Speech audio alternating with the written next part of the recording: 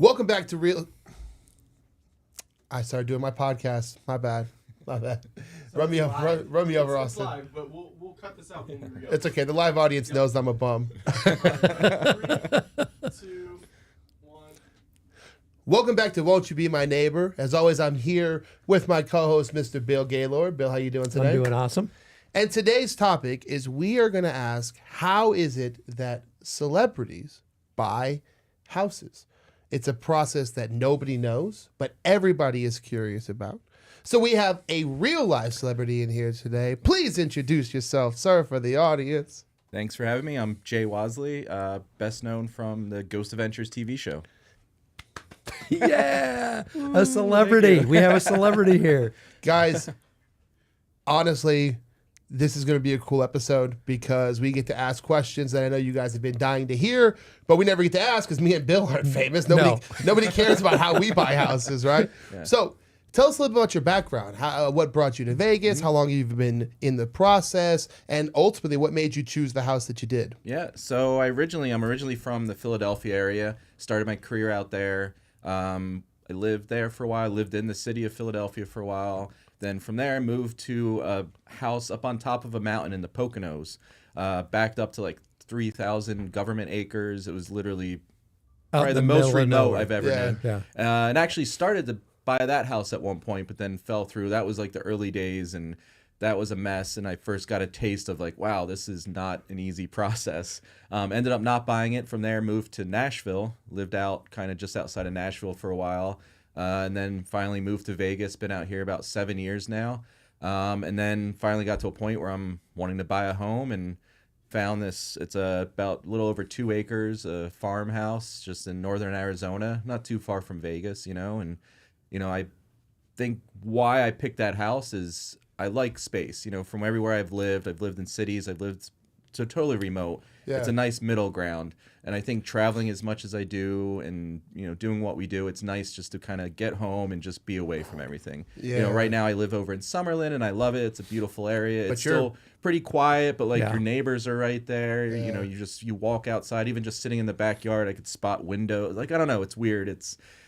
I like knowing that not you're gonna have do anything, but I I want to get chickens, maybe some goats, something like that. The price of eggs. With the price of eggs, exactly. Man, you can start a second business. Absolutely, yeah, for sure. My wife would get a beehive. Oh yeah, I thought about a beehive, a bat house. A bat house. We want to buy one of those prefabbed. It's I don't know how many square feet, but you can just buy them now, and they just plop it on your land. But a whole greenhouse. Oh, nice. So we'll do a whole indoor because it's a desert, so it'll still get hot in the summer. So we'll definitely have. Basically an indoor greenhouse garden and everything like that. So you got a good plot of land out there. Yeah, it's nice and it's great too because it's all already flat. They basically just broken it all up. It's just a big plot of dirt, really. How did you decide to go down there? I mean, where did you find it? Looking through, my wife is actually from Kingman, so that makes it easier. Yeah. Yeah. So we figured it's easier to be down there, and And it's nice. It's a happy medium, and it's still close to Vegas. I still get here to be to the studio and do work and things like that. And honestly, the last 15 years with the show, I travel every other week. So as long as I can get to an airport or I could just drive, it doesn't matter where I live. Yeah. Did you ever look at anywhere like Pahrump, somewhere similar where you could get large plots of land, or did you guys always kind of want to focus in on Kingman? Probably Kingman just because of logistical things. But Pahrump, I looked at land at one time.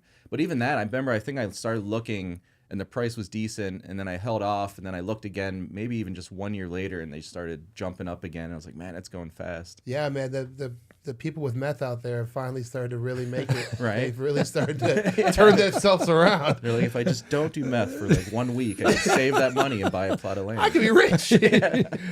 No, that's honestly people's first feeling about. We get a lot of people who travel from the East Coast, and they do research on Vegas, and a lot of people want space. That's literally the most number one requested thing we get nowadays. It's just space.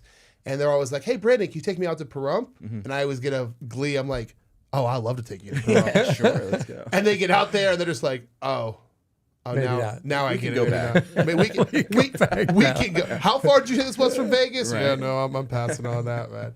Right. Kingman, Arizona. Yeah. So is it like multi acres? Do you have like a full farm setup? Yeah, I think it's about 2.12 acres, something like that. So it's just over 2 acres. That's awesome. Which is a good spot. It's not. It's something I feel I can manage. Right. You know, you start getting more than that, it's like, all right, this is a lot to do. Yeah.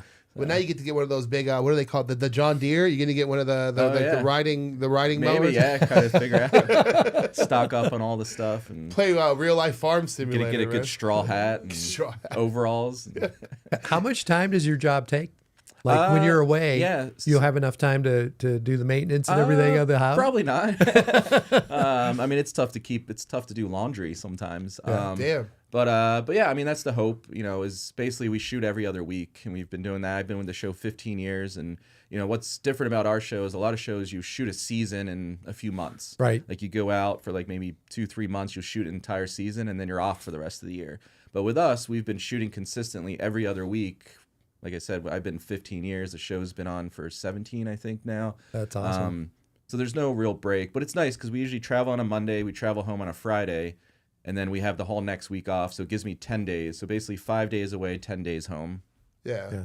So then your wife will take on the duties. Yeah, so she'll pick up the eggs. Hey, and baby, you want a king? do You all want a that. king, man? There you go. Exactly, yeah. But I think at this point, she knows your schedule. Oh, yeah. Right, like when you bought the Absolutely. plot, when you bought the land, she Yeah. knew this You isn't know her what first. you're getting into, yeah, 100%, for sure. I think it's cool because I mean I know very little about how TV and the movie magic works. So you're saying the average show will go out there, they'll even reality shows, they'll just film everything like in a huge batch, Yeah, most of the and then time. just kind of release it based like that. And Yep. you guys don't shoot that way. Yeah, we just shoot nonstop consistently, and you know we have nothing to do with how they air the episodes. We just deliver them, and then they'll put them together in bundles and be like, "Here's a new season," and then they'll show, and then sometimes take a few months off, sometimes less. You know, we never have anything to do with that. Which, if anyone's watching as a fan, that's constantly like, "When are new episodes? Why aren't you guys releasing episodes?" Like it has nothing to do with us. He's filming the content for you filming guys. it. We're He's making got them. it We're out still there. making them, and they're coming. Well, you know. so how do you find the content?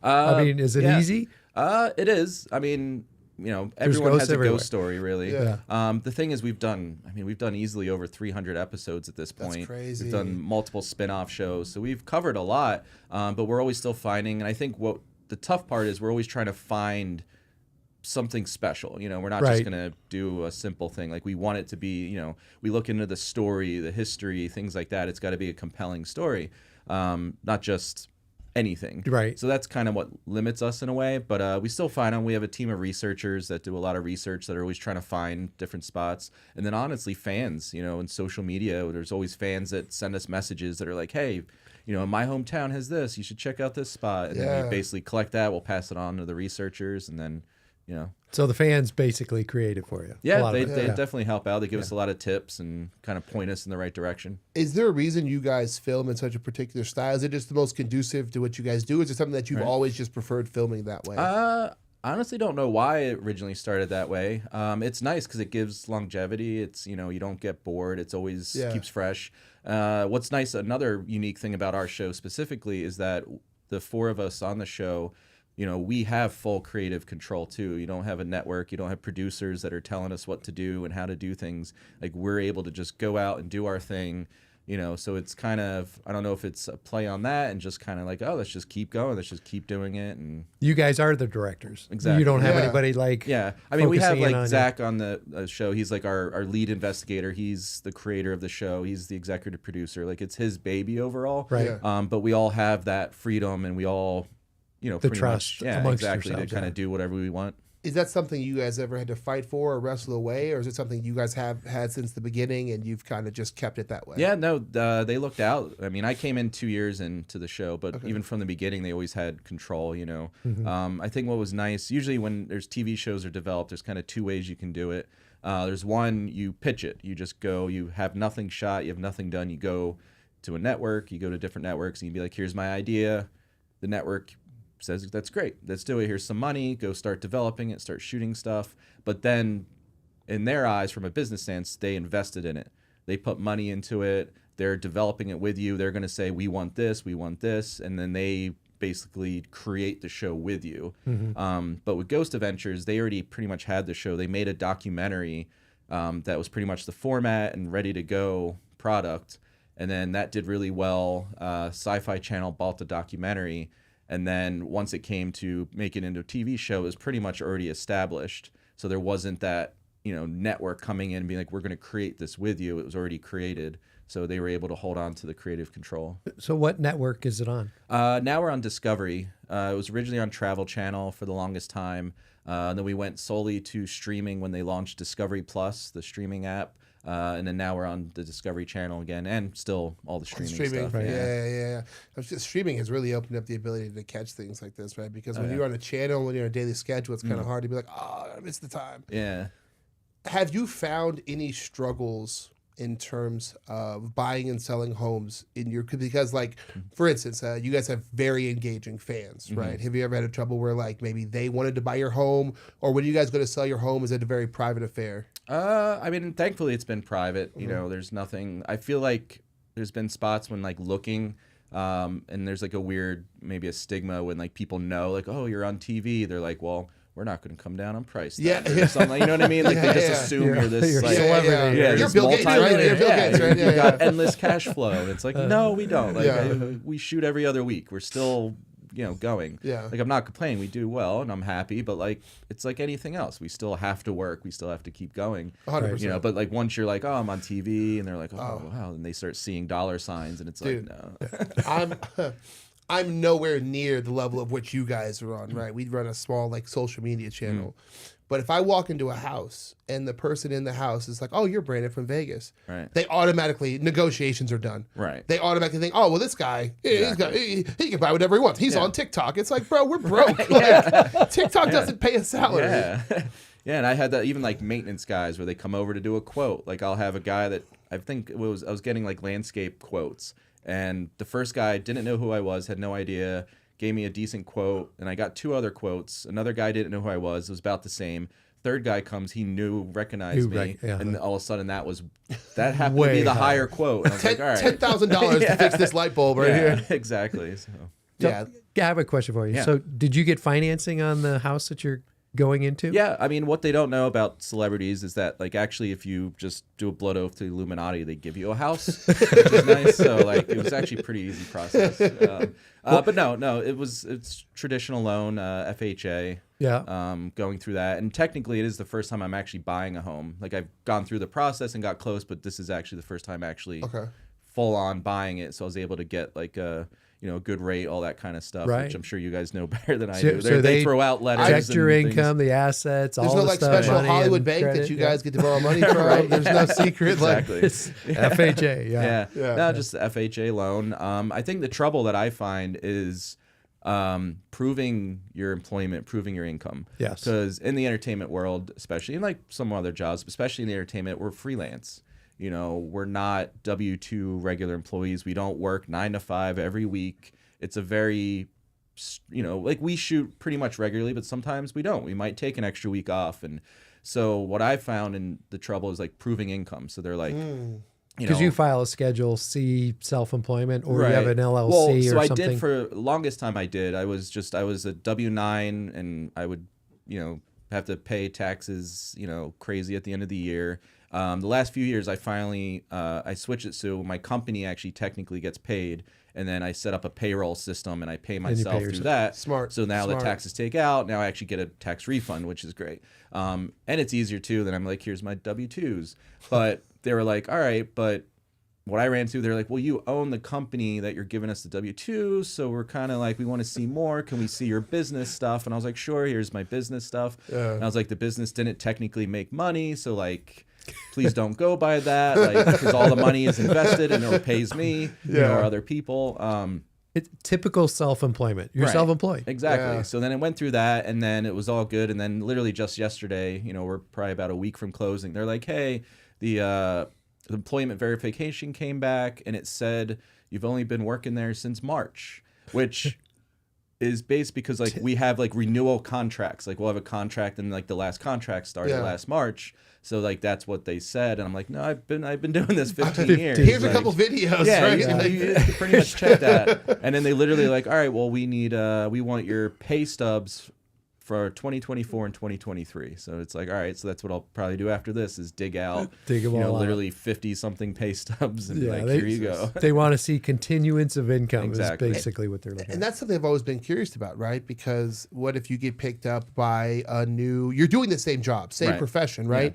But if you get picked up by a new company or a new channel, is that like me going from, oh, I work at Joe's auto shop to working at Al's auto shop, right? Right. And how does it qualify? Not necessarily, because we already like I guess the company that technically pays me is a company that's hired by the network. They're based out of New York, and that was another thing. So it's the they're same like, oh, company. the company paying you is in New York, and you're in Vegas. Well, like that's weird. Yeah. And then I had to they had me sign a special letter that was like, I travel. It's like it's a whole weird thing. Yeah. Oh, so your company had to provide like some sort of letterhead to Yeah, the and just lender. basically signing basically like this is why the company that pays me regularly is in New York and I'm in Vegas. Yeah. See, guys, lenders are just like us. They get jerked around by banks the same as we do. Oh, yeah, the it's same bullshit crazy. we have to go through. And that's the thing too. I remember when we first started the process, I was like, I knew it was going to be a problem because back when I tried to buy that mountain house, I wasn't even close established to where I am now. Right. And it was a nightmare. And I was like, that kind of put me off. And I just been renting and kind of like in the back of my head, I was like, man, it's such a process to do all this. I don't want to do it.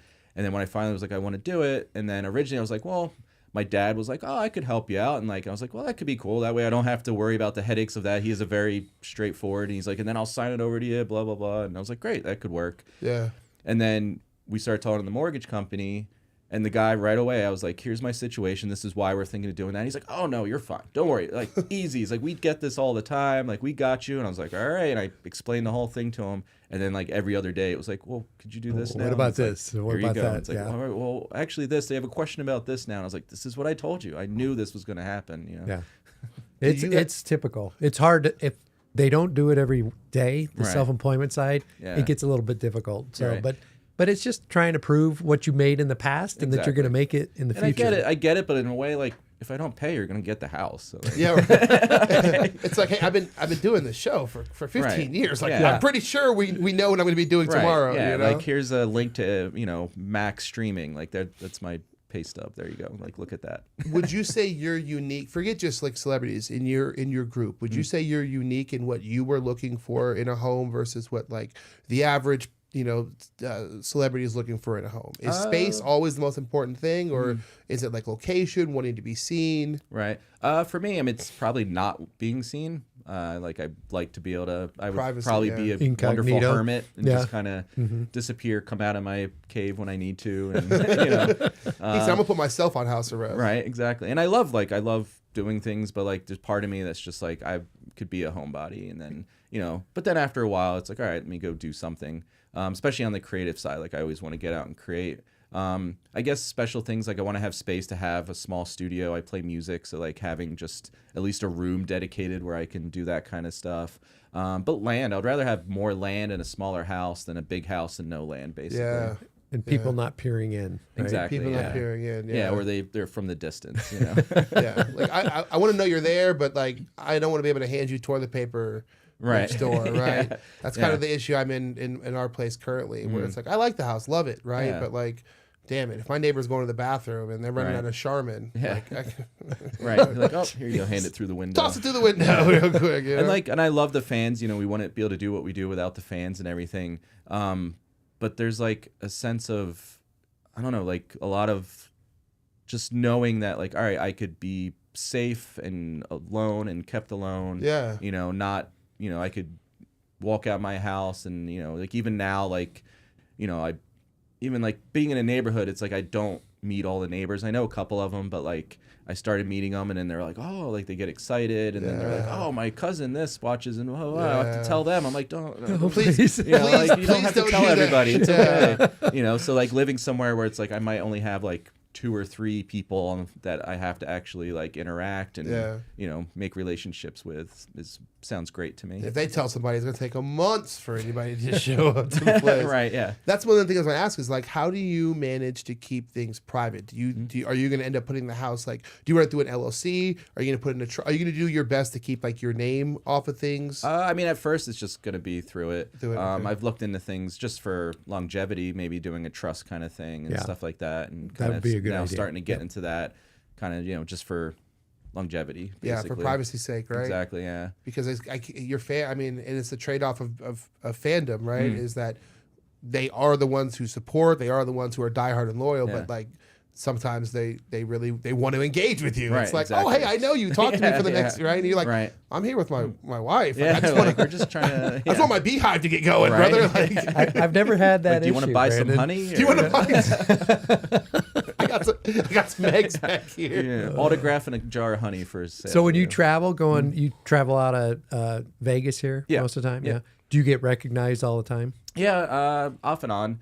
I think like just recently I was driving to LA and I stopped somewhere to charge in like Baker or something, and I was just sitting in the restaurant just waiting, and then a couple came up and they're like, "Are you Jay?" And like, "Oh, we watch all the time," and they're always usually really nice. And Yeah. I'm more than happy to say hi and chat a little bit, and then they usually take a photo, and I look at it like, for me it's like, oh, it's a minute, maybe 2 minutes of my life, but to them it's such a It's a thrill. It's a thrill Yeah. for Yep. them, and it's like it's the least I can do. Yeah. It's I respect them and appreciate that. So it's You have a good mentality towards it because I've been in Vegas a long time, and there's a lot of celebrities who get big and they think like, oh, I'm too good to take a photo with you, or I don't have the time, and it's like, right. This It's is literally the biggest seconds. moment. This is the biggest moment of their Right. life. They got to meet somebody that like you're their Right. hero. Like Yeah. they want to just. They don't want. What I found, they don't want all your time. They just want enough to be like, yeah, he Right. knows me. He knows my name. Yeah, we had an interaction. We had Yeah. a moment, and Yeah. that goes a long way for them. That could, who knows what they're going through. They could have had the worst day of their life, and then all of a sudden they're like, oh my god, and it just turns around. You 'cause made their just day. Turn the whole thing Yeah, around. exactly, A bad so. day, a bad week, a bad month. Yeah, so it's the you least know? they can do. It's tough sometimes. There's been times on the road, like whatever, you get bad news, you're in a bad mood, you're just having a tough day, and you're just like, oh, and like, all right, gotta go film. Walking out of the hotel room, and you're just like, oh, I don't want to. Like, I'm all right, here we go. And then someone's like, Jay, and you're like, oh, hi, like, hey, how you doing? And then they leave, and you're like, oh, You instantly jump into character, yeah, right? you kind of have to put on that face in a way. Yeah, because no matter how bad your day is, for them, it's the best day Exactly. of the year for them, right? Yeah, and it's not just because it's like the same thing, like the whole saying, like, hurt people.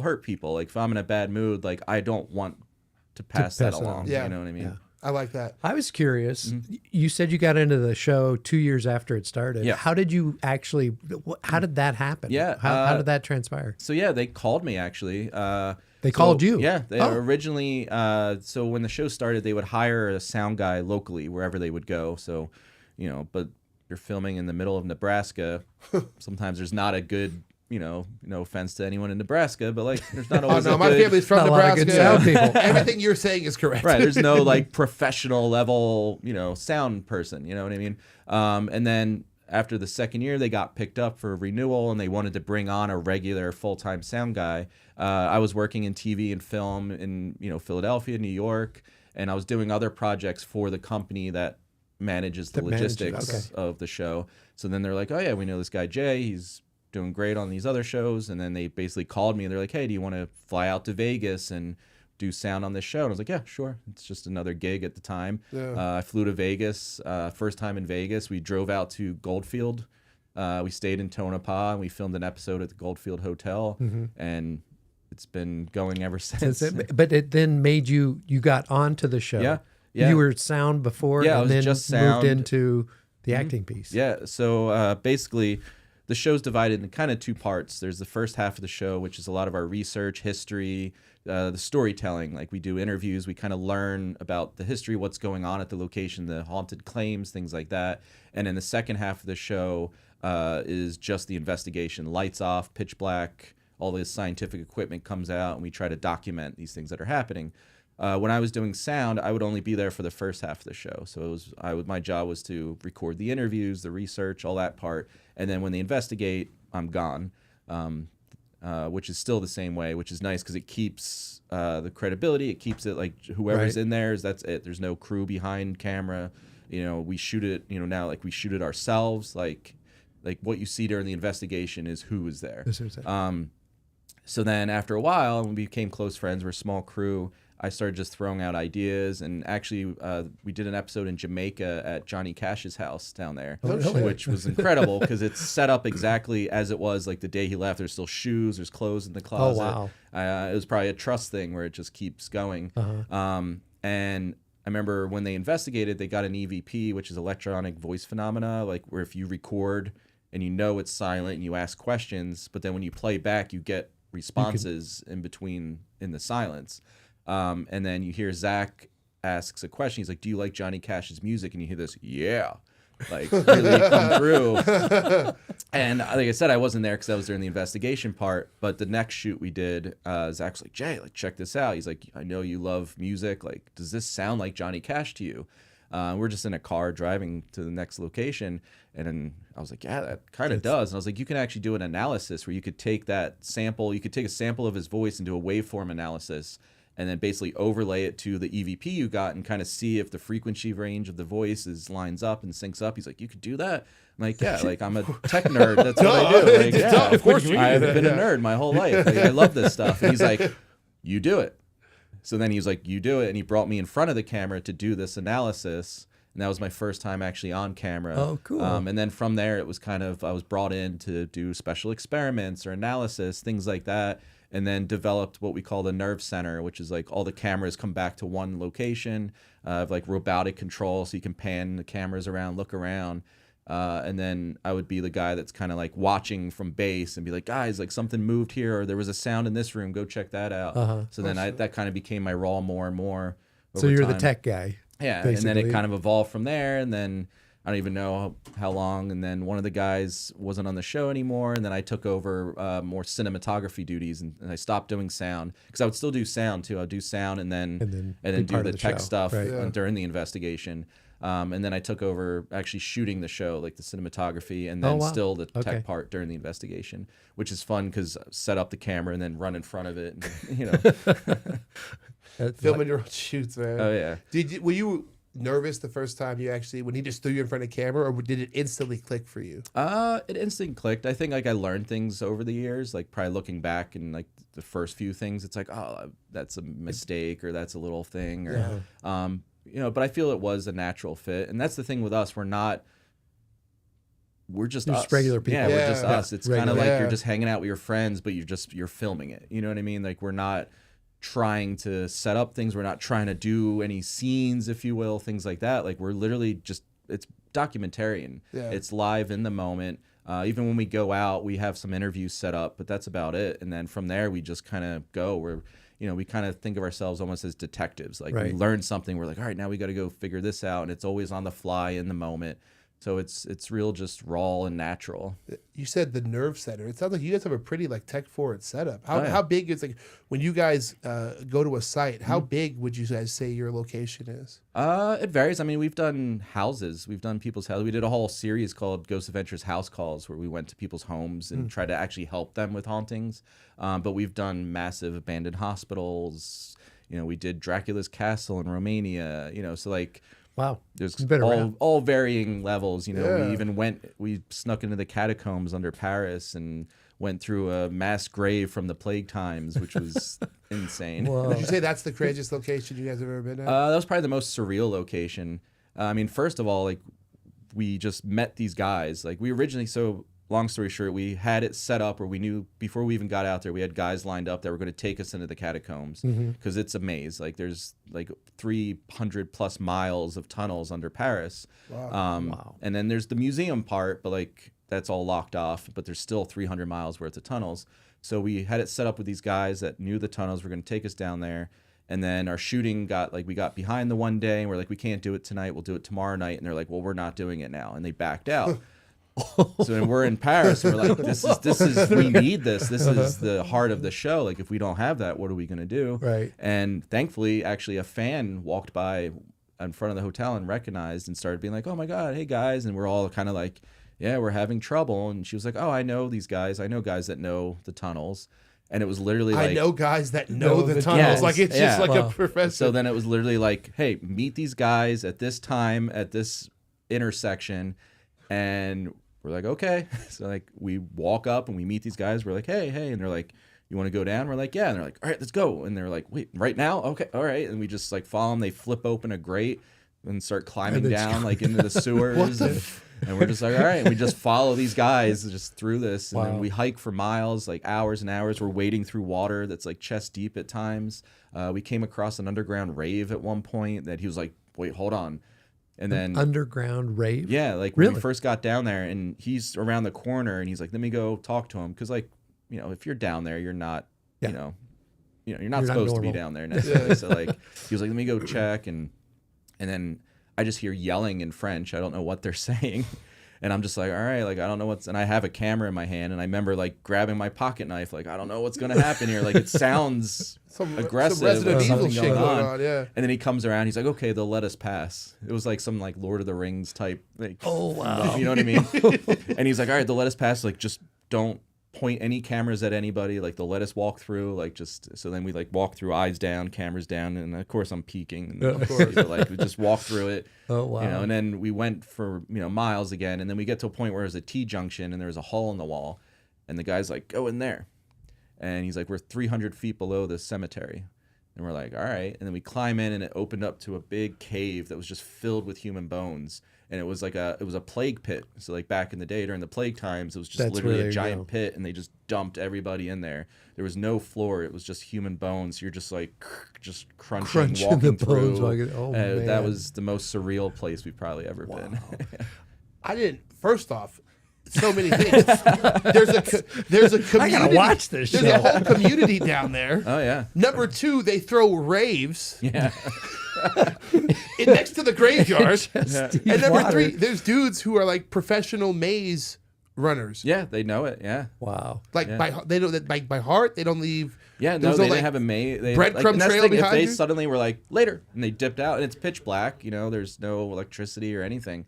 So if they wanted to just dip out, they could have dipped out, and we would have been stuck down there for who forever. knows. Yeah. Right. You'd have had to go bargain with the rave people. Exactly. Yeah. I have a question for you. Yeah. When you got into this, you sound, did you have any like knowledge of the ghosts and background? Right. Did your like opinion change after being on the show and seeing what happens? Yeah, I mean, honestly, I was actually always into it. It was kind of a Oh, weird. you were always It was almost like into a it. Okay. symbiotic relationship that formed. And the four of us on the show, we kind of talk about this all the time, how it's weird, like the four of us and our background and our history all came together. And when we come together, we get amazing paranormal activity. Really?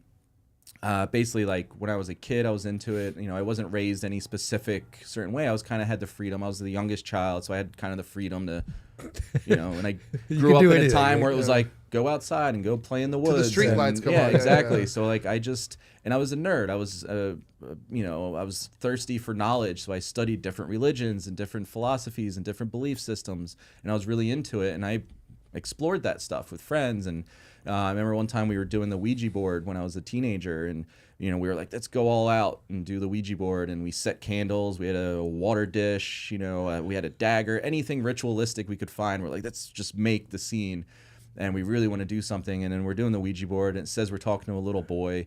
And it kept saying its name is Z and then O. And we're like, what is that? I don't know what any of that means. And we're like, all right. And then I noticed the incense smoke would blow down and go to the dagger. And I was like, that's kind of weird. So I picked up the dagger, moved it over here. The incense would change and blow over towards that dagger. And I was like, all right, wait a minute. I was like, guys, check this out. And like I kept moving the dagger. And everywhere I moved the dagger, the incense would go towards the dagger. So then I asked the Ouija board, I said, hey, are you attracted to the dagger? And it said yes. And I was like, all right, that's kind of weird. And I was like, could you come through the dagger into us? And it said yes. So we all stopped. We're like, all right, like, what are we going to do? Well, this is what we wanted. We wanted to go all out and get freaked out. So we're like, let's see what happens. So then my friend and I, we both decided that we'll hold the dagger and see what happens. And it was in a sheath. So like I'm holding one end and he's holding one end. We lay on our backs and we're like, all right, you can come through the dagger into us. And all of a sudden I just got overwhelmed sadness. Like basically like my toes to my head was just like this weird feeling of sadness.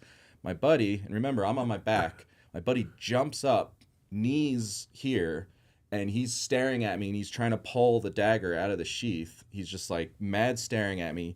It breaks. You have to press a button to do it. It breaks open and he pushes the knife towards me and I'm on my back and he's like, the knife's past my chin, like right here. And I'm holding him back shaking. like trying to stop him, and he's just staring crazily, trying to push this dagger into my throat. Probably lasts maybe 30 seconds. He goes totally limp, starts full of tears, crying, has no idea what happened, what was going on. And we're like, all right, we're done. Yeah. That's enough. Yeah. So, Wow. What? Yeah.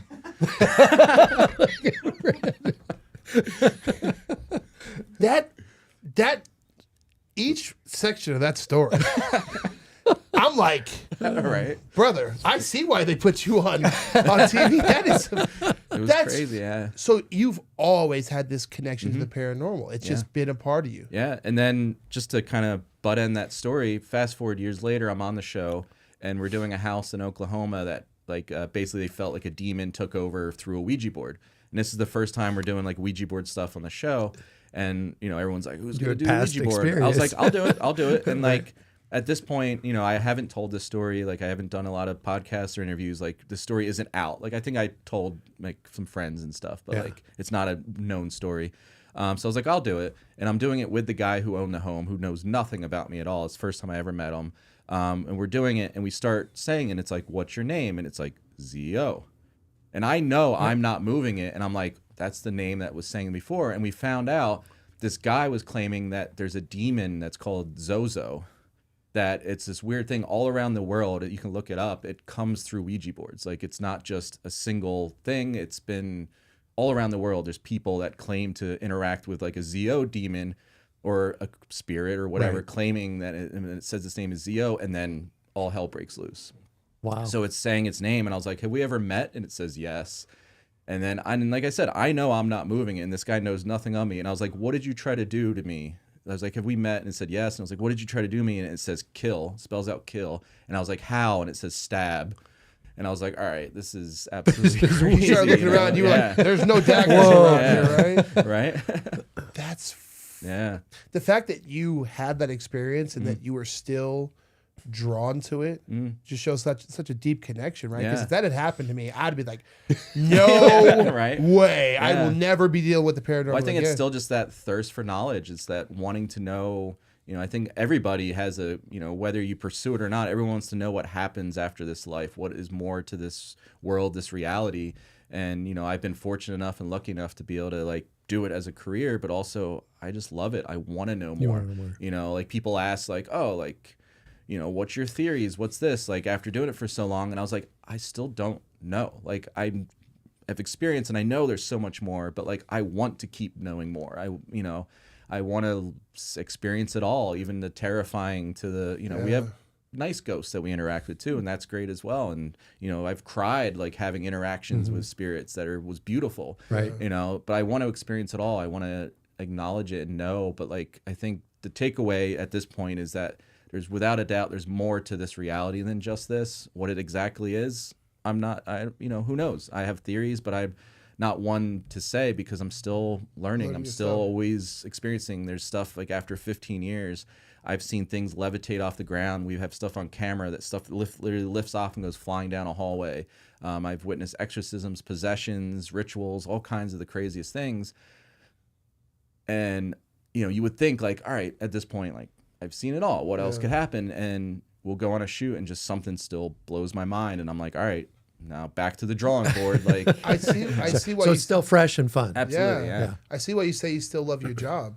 Because when you first said that, I said, okay, well, what is it? The locations, but it's learning new things. It's a seeking of knowledge that Yeah. keeps you excited with each place, right? Exactly. Because you go, how crazy is that for you to have a paranormal experience somewhere here in America, and then you hear about someone across the entire world having the same experience, and it's just like, not only are you connected, but it lets you know that this isn't a singular experience. Exactly. Right? You're not Yeah. the first person having this moment. That's crazy. Yeah, and I think what's cool about it too is, and I've heard from fans, is that like it brings people together. You know, you back up 20 years, you would be considered crazy talking about this kind of stuff. Yeah. You know, but like people have experiences, but they had to kind of hide it and not talk about it or think they're crazy. And I'm sure there's people that got locked up for things. You know, so now like people be like, oh, I'm not crazy. That's what we found when we did the House Call series. Is like trying to help these people. They're literally like, we think we're going crazy. Like we're experiencing this, and we go in and we're like, all right, well, let's see, and we'll document stuff and be like, you're not crazy. You're like not going we crazy. experience this as well, and it is That's happening. interesting. So,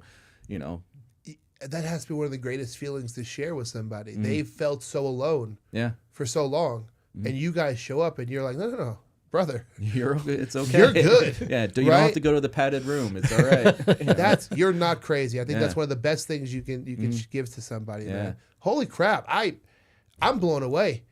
I'm blown away. That story you shared, like I could feel myself being like, what? And then And if we have time, actually, so just a quick Yeah. another bookend onto the bookend is randomly when I was living in Nashville, I was at a Waffle House. This is just kind of a funny random thing. I'm by myself at I a already Waffle love this House, story. just like eating some hash browns or whatever. And there was two girls. I was sitting at the bar top. They're down at the bar top, and I hear them chatting. I'm not eavesdropping, but you just hear everybody. And they're like, "Yeah, like, are we gonna do the Ouija board again tonight?" And they're like, "I don't know. That was kind of weird last night. Like, talking to whatever that Zozo thing was." And they were like, "Yeah, let's do it again tonight." And I'm just like, turning around, I'm like, "Wait, what?" I was like, "Did you just say Zozo?" And they're like, "Yeah." And I'm like, "Don't." I was like, "Just stop." Don't. They probably thought I was some crazy guy like sitting in a Waffle House. Like, "Don't do that," 2 a.m. in the morning. But I was like, and I told them, and they're like, "Wait, what?" And I was like, "Yeah, this is what happened." And I don't know if they ever did it or not, but Wow. it was just Holy They probably wild. did. Probably, yeah. I think the audience would be remiss if I didn't ask you, like, when you were looking at houses, did you ever feel? Do you ever step into a house and feel like, oh, something's off here? Oh yeah, 100%.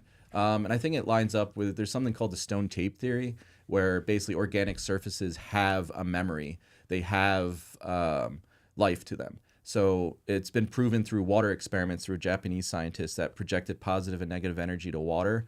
And basically they would take water from like a beautiful spring mountaintop, freeze it, look at it under a microscope, and it was beautiful crystals. Then they would take water from like the gutter of the city, freeze that, and it would be disfigured, malformed crystals. So then he took that and he would project positive energy to what was the negative water, being like, "I love you, you're beautiful," refroze it, and now it suddenly formed beautiful crystals. And he did the opposite to what was beautiful water. He would project negativity and anger and threats. And when he froze that, it became disfigured and malformed.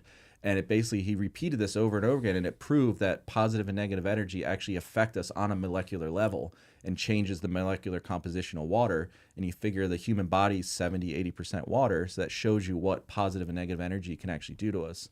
And not only just humans, but organic surfaces like wood, stone, things like that. Like, this has water in it. It has a memory. So if you're in a place that there was like a mass murder massacre, that negative energy is literally soaked into the walls and the molecular structure of the organic surfaces. And when you walk into that room, you could feel that, Can you see how a house being haunted would have a hard time selling? I want to follow up what you just said.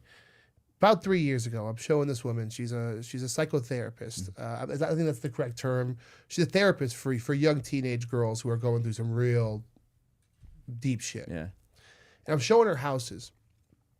And growing up, I grew up in I grew up in a black household, right? So we believe everything, right?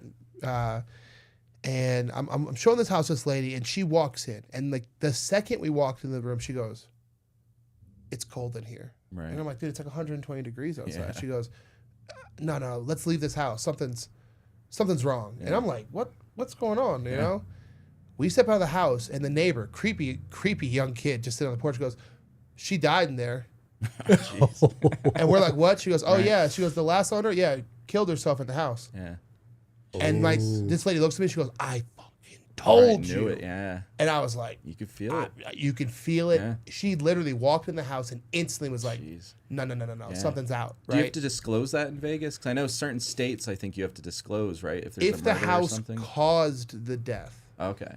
is the rule in Las Vegas. Right. If the house, like if something fell and killed the person, or if they tripped on a step and died, if the house was the cause, yes. If someone passed away in the house, no. But a lot of people tell me they can feel it, man. Yeah. What about like, because we investigate a lot in Vegas, and there's the whole, the mob history, and you go out to like the newer neighborhoods that are on the edge of the city, Yeah. and there's stories about when they were building the house and digging in, they find bodies. Like, is that something that they have to be like, hey, before you buy this, just so you know, your backyard was a graveyard. The builders do their best not to disclose that kind of Right, I'm stuff. sure. But That's not a bone. that's not a bone. any That's bones. it. But yeah, especially in Vegas, it's everywhere. If you go to some of the old mob houses, like east of like UNLV, where we call Midtown, Yeah. where like things went down. Oh, you can definitely feel it when you're walking through there. Right, yeah. You can 100% know like, oh, something happened here, right? Right. And it's something I never was able to place until this woman just said, oh, it's cold in here, and I was like, oh shit, yeah, that's the sensation Yeah. I've been feeling, man. Right. This has been eye-opening, man. I really, it's funny because I really wanted to pick your brain about houses and how celebrities buy houses and stuff. But the way you phrased it about people seeking knowledge and wanting to feel connected about situations in their life that 20, 30 years ago, they would have been called crazy. Yeah. But now we all realize, no, we're sharing these same experiences, man. Exactly. Yeah, this is been fun. Yeah. It's been Austin, awesome. producer Yeah, it's been Austin's great. waving at me. Yeah. So I was telling you beforehand, I think you have to ask Jay about how haunted his current house is and potentially his new house. Oh, are you willing? Are you cool with? Because Yeah, I know the for sure. audience. Yeah, no So is your current house? Was it haunted when you bought it, or did you haunt it yourself? Did you bring them in with you? So yeah, I mean, it's kind of. I mean, I don't know how many homes you go back that I feel is haunted. I think it really started hitting the Nashville house. I had friends that would stay over, and they would say they wake up and there's a woman standing at the front of their bed. There was a certain corner in one of the guest houses where like people would stay, and they were like, I woke up in the middle of the night and saw something standing there, and that corner lined up directly with my bedroom where. In the morning or like 3 a.m., my dog would wake up and just stare at the corner and start growling at nothing. And I'm like, all right, there's something weird here. There's something there. But then my Vegas house, I kind of condensed everything I've collected, if you will, like because naturally over the years you collect random weird things and like the stone tape theory, the stuff with positive and negative energy, like these objects can contain energy. And possibly even spirits. So I don't investigate my home. I don't try to interact. I have people that come over and they're like, oh yeah, like there's stuff here, like they've had experiences. I try to just shut it off, like leave work at work. But I do have one room where I keep all like my artifacts, things I've collected, and that room definitely would be like probably more of the epicenter of things. Yeah. And I hear things and experience stuff, but I try to just block it out. I don't even want to feed into it and let it have any power. Or, You have enough going on outside. Exactly. Yeah. I don't need to Do you- worry about this. Do you inside. feel like at this case, at this point in your life, like almost the paranormal is drawn to you the same way you're drawn to it? Yeah, I think so. I think it's kind of, like people always talk about Ouija boards and they're like, don't do Ouija boards because you're opening up a portal, you're opening up a communication line. We do this every other week. It's for 15 years. We're opening these communication lines. We're opening these lines to communicate with spirits, not always through Ouija boards, but through different devices, spirit boxes, even just communicating, just being like, hey, is someone here? And I think spirits, and that's why I kind of mentioned the four of us get together and things happen. I think things are now drawn to us as well. And we go to a haunted location. One, it is haunted, but there's things that are still just I don't know if it's an energy thing or just from doing it for so long, but I feel like they are drawn to us in a way. We've had people say once we locked in a location, a couple weeks ahead of time, someone might have investigated it and our names will come through. Things like that. So it's like the spirits almost know that we're coming. Yeah. They're aware of you. Exactly. Now. Yeah. Did you look into your new house for any issues? No. Or It's kind of okay, rather just just not know. I don't like it. Yeah. It's best to not know. Yeah, I mean, all I know is it's a fully remodel, so it's all all new stuff at least.